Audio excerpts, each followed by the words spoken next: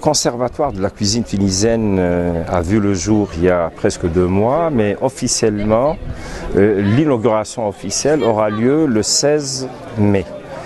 Et en quoi consiste ce conservatoire? Donc on a opté pour ce qu'on appelle les tableaux de la cuisine tunisienne, c'est-à-dire ce qu'on connaît de nos jours, c'est la cuisine de fusion. Mais on va voir un peu la cuisine traditionnelle, la cuisine par exemple dite juive, alors que c'est une cuisine tunisienne aussi, cuisine orientale, mais avec tout ce qui est épices. Donc, la proposition a été faite par des chefs, mais des anciens de Sidi Drif.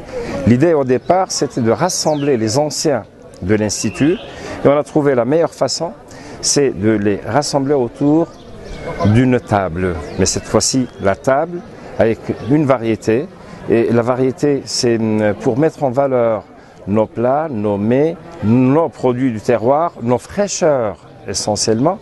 Et à partir de ces mets, on va mettre en valeur, ou plutôt conserver le patrimoine culinaire tunisien. L'association, disons le siège de l'association, il est ici à Sidi Drif, à l'IHET, un local à part, donc en dehors de la cuisine, avec ses équipements. Et l'objectif, la finalité, c'est d'arriver en fin d'année ou de chaque année à la publication d'un petit volume pour codifier ou essayer de codifier cette cuisine tunisienne. Aussi pour mettre en valeur les cuisines régionales avec l'avantage d'avoir des étudiants provenant de plusieurs régions du pays. Et on a commencé déjà depuis quelque temps avec l'organisation des soirées thématiques. Je prends l'exemple de la semaine prochaine.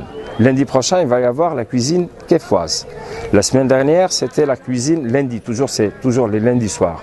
La cuisine de Zarzis. La semaine d'avant, c'était Kerkena et Sfax. Avant, c'était Gafsa, et ainsi de suite.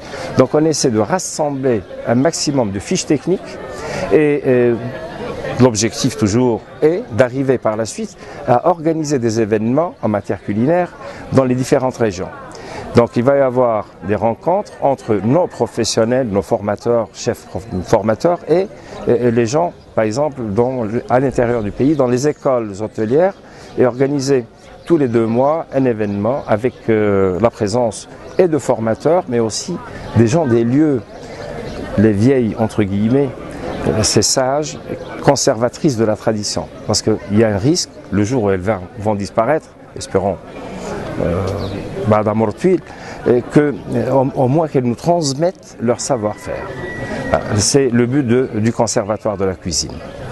Donc le conservatoire se propose aussi d'organiser des conférences, donc l'intervention de nos experts, parce que malheureusement dans ce pays, un chef de cuisine quand il part à la retraite, il transmet indirectement le savoir, mais personne ne prend note. Il y a le côté technique, il reste par contre le fait de prendre note pour pouvoir publier, trouver par la suite une référence. Donc il nous faut des références dans notre cuisine, nos cuisines en réalité, parce que quand on parle de cuisine tunisienne, c'est des cuisines et non pas une seule.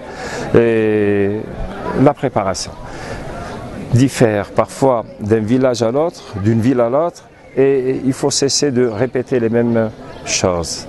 Parler toujours de couscous, de birik, de shorba, alors qu'il y a plein d'autres mets qui pourraient être présentés à des personnes étrangères, à notre culture et nos goûts et nos saveurs.